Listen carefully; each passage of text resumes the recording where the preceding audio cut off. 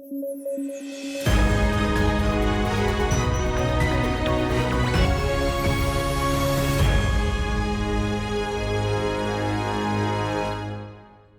News at 9 programme में आपका स्वागत है। मैं हूं अमृत उपाध्याय। आइए जल्दी से देखें आज की हेडलाइंस। चीन की अर्थव्यवस्था के सामने आई बड़ी चुनौती, वस्तुओं और सेवाओं की कीमतों में आई कमी, भारत को हो सकता है फायदा। मालाबार एक्सरसाइज की हुई शुरुआत, इंडो पैसिफिक के देश होंगे शामिल, भारत और यूएसए के बीच हुई थी शुरुआत। और क्रिमिनल जस्टिस सिस्टम में होगा सुधार, संसद में 3 बिल पेश, सेडिशन पूरी तरह खत्म करने का आया प्रावधान।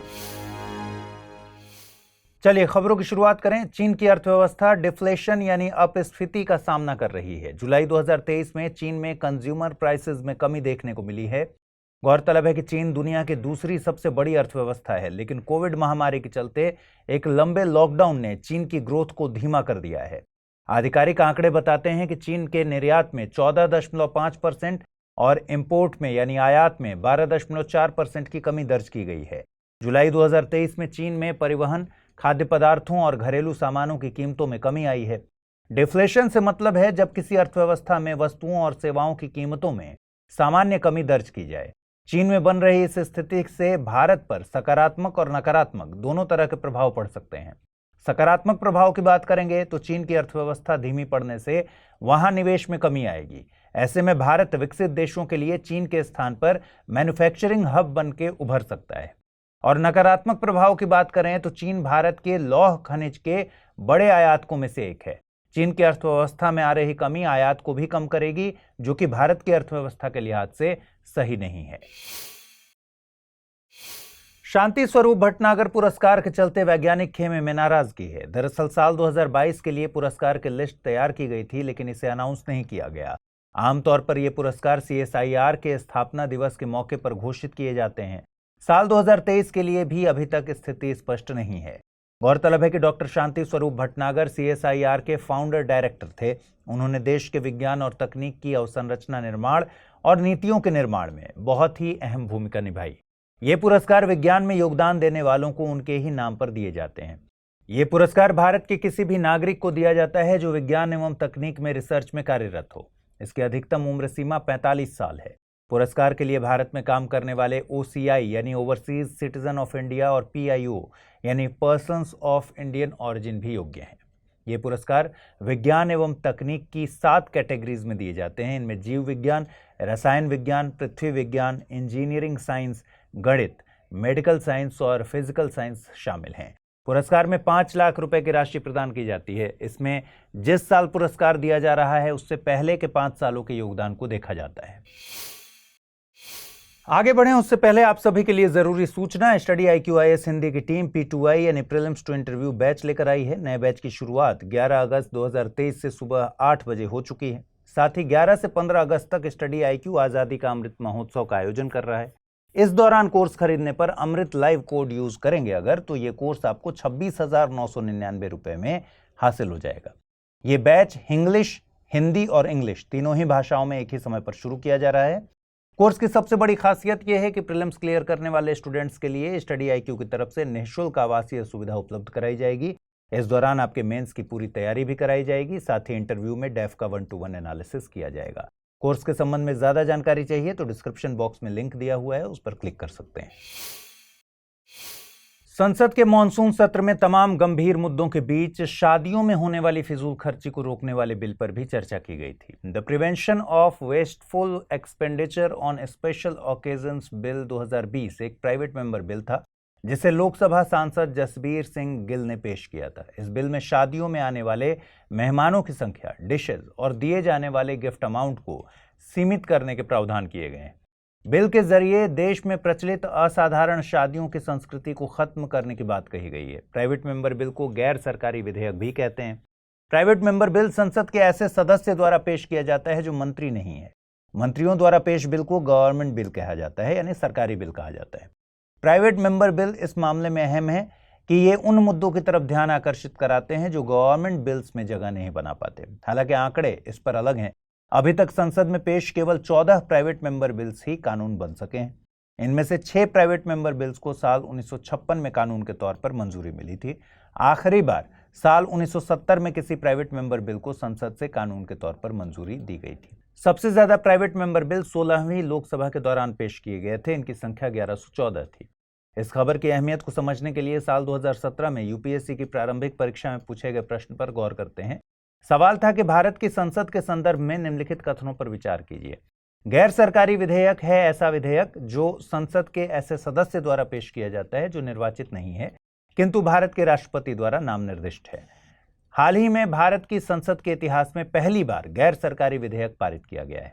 उपर्युक्त कथनों में से कौन सा या से सही है या है? केवल एक, केवल दो, एक और दो दोनों, न तो एक नहीं दो। इसका सही जवाब है विकल्प डी, यानी दोनों ही कथन सही नहीं है। गृह मंत्री अमित शाह ने क्रिमिनल जस्टिस सिस्टम में सुधार के मकसद से 3 बिल पेश किए हैं। इनमें भारतीय न्याय संहिता 2023, भारतीय नागरिक सुरक्षा संहिता 2023 और भारतीय साक्ष्य विधेयक 2023 शामिल है।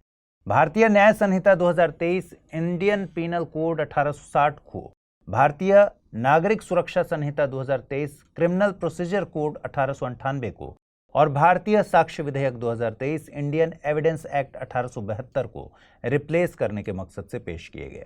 नए बिल औपनिवेशिक काल के इन 3 कानूनों को रिप्लेस करेंगे। इससे देश के क्रिमिनल जस्टिस सिस्टम में सुधार होगा। नए बिल्स का मकसद लोगों को न्याय दिलाना है, न कि दंडित करना। नए बिल्स में क्रिमिनल जस्टिस सिस्टम को मजबूत बनाने के मकसद से 313 बदलाव किए गए हैं।